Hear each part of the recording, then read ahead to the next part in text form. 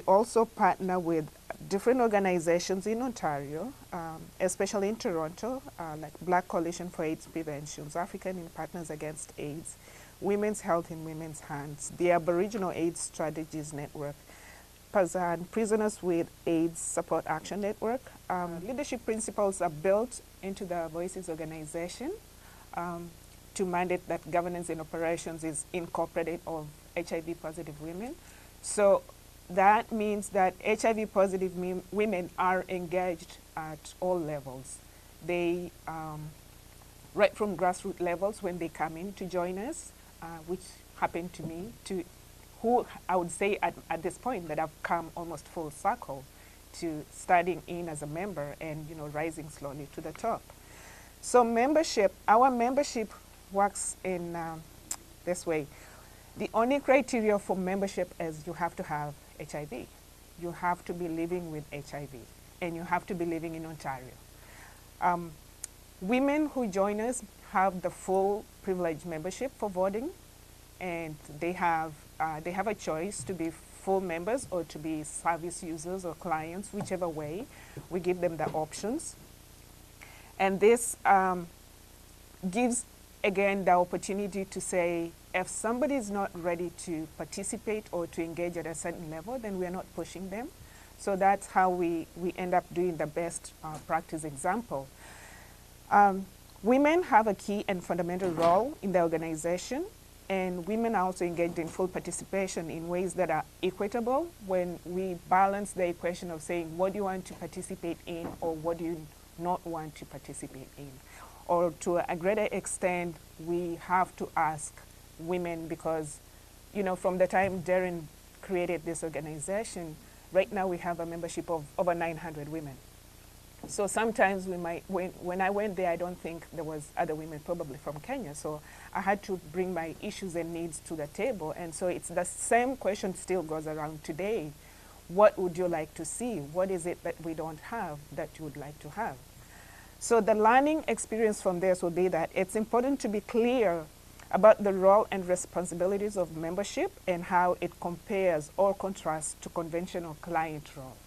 And the other thing that helps to manage women's expectations of these interactions in the organization. It's actually also very important to be clear about boundaries for women. For when we engage them, say for myself, right now I'm here in a role of a board member. And if I was sitting on the other side, I would be in a role of a client. So we try to distinguish that so that there's very minimal conflict in situations where we are such a diverse group. We try to incorporate that so that every woman that is a member has their right role and place to participate. The bylaws at Voices mandate that the board is entirely made up of women living with HIV. So we have we have 9 board members right now. We have 9 women on the board, and all of us are HIV positive. The women are nominated by the membership at the AGM, and any woman who is a full member gets that right. So this is again one of the examples of best practices that women have an idea or a desire to see themselves in the representation.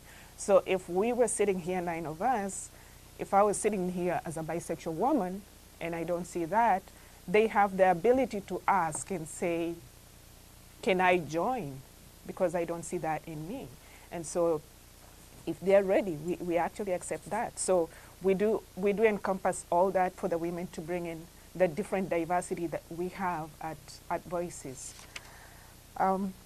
This is an example to ensure the organization is truly driven by women living with HIV. It helps ensure that policies, strategies, and programs are genuinely aligned with the needs and desires of positive women and encompass gender analysis. So again, that was to say, not everybody on the board is hetero or bisexual, or we try to bring in all the, as diverse as we are as women, we are one, but we are actually very diverse. So the learning from this is board members bring a wealth of experience and expertise to the table. However, occasions when women have been denied access to several formal skill sets by virtue of being HIV status, and they have to sit on the boards, different boards in Ontario, and probably if the board needed a treasurer or a fundraising coordinator, we at Voices will work and try to support somebody into that role. So if we have, like we still work with Darian, who is our mentor to most of us here.